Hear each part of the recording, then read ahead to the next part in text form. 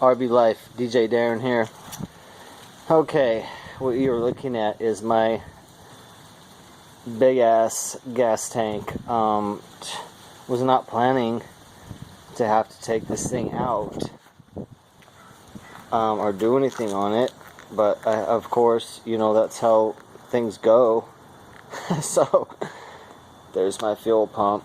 So what happened was, this is the situation I thought. I brought it back here to a driveway and I filled more gas in it and it just kept leaking. I thought it was leaking from the tank because I was getting no fuel at the carburetor, no fuel pressure, no nothing, and I banged on it. It seemed empty, and so I thought it was an empty tank and with a leak on the metal somewhere, and so I pulled the tank out.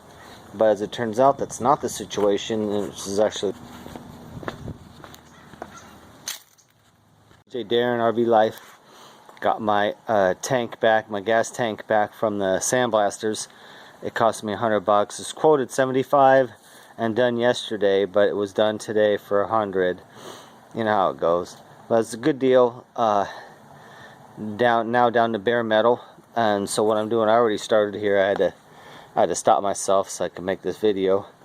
But we're doing the primer now over this. What I got here is a automotive primer. I wanted a darker color, so because I'm painting it black. I'm doing a black rubberized coating, and so here we go. I'm gonna put JB Quick 2 over a couple things that I think may try and be a hole. I don't know. I'm looking at things, but it looks really good. It's got no leaks, so I'm gonna go ahead and primer it. I already got a little bit of rust trying to start here, so that's why I'm getting the primer on all the edges first, and then I'll do the body. But it looks great, and we're gonna do this primer. Make sure I got a good primer coat, and then we're using this stuff right here for about $4, $4.50. Rust undercoating, rubberized undercoating, and we'll coat it all with that. Alright, so I wasn't planning on doing the tank, but you know how it goes. What happened was my fuel pump died, so I'll show you guys the issue on that. So my fuel pump died. I had no longer had any fuel, so I had to pull it out anyway. And it was leaking too, but it was not because of that. It was the fuel filler hose that was leaking. So, but what I did here was I soldered on these connections. Were clip-ons, but they're super terrible connections. And so I cut one, and then the other I cut just the end off. Soldered them both, heavy solder, and then I got the JB Quick on there to seal it up so it'll never come off. It'll never go anywhere again. So totally fixed.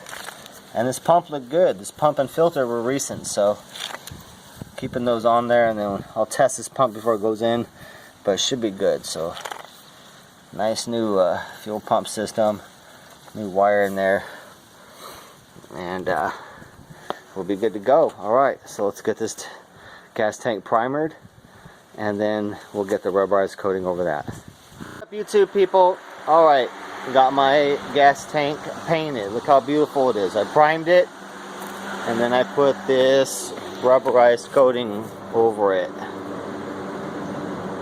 Rust-Oleum undercoating.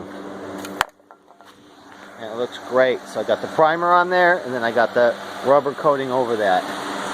Just getting it dry right now, drying it out, and then it should be ready to install. I'll put my fuel pump back on, and let me show you what I did for the straps over here.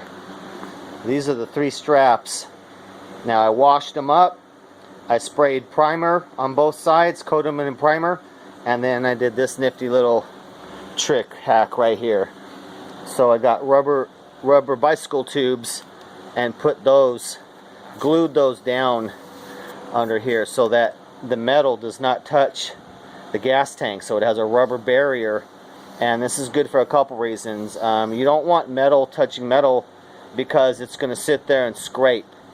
Now it sits there and scrapes and rusts, so you're going to have massive rust where these are, and it's going to wear in to the gas tank. You don't want that. You don't want metal getting worn away. You don't want it rusting. This is your gas tank.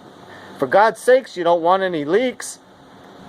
So you use this, a barrier right here, the rubber barrier right here, and this is what the tank sits in here. So the tank is going to sit on all this nice rubber here, be isolated from the steel and not rust again, and also not scrape or move on that. So that's the purpose of that. So really nice job, ready to go. Put these suckers back on, and then we'll be ready to load the tank in there. I got to put one side on there and then put the tank in there and then lift it up and bolt these 3 sides to it. So that's what we're doing.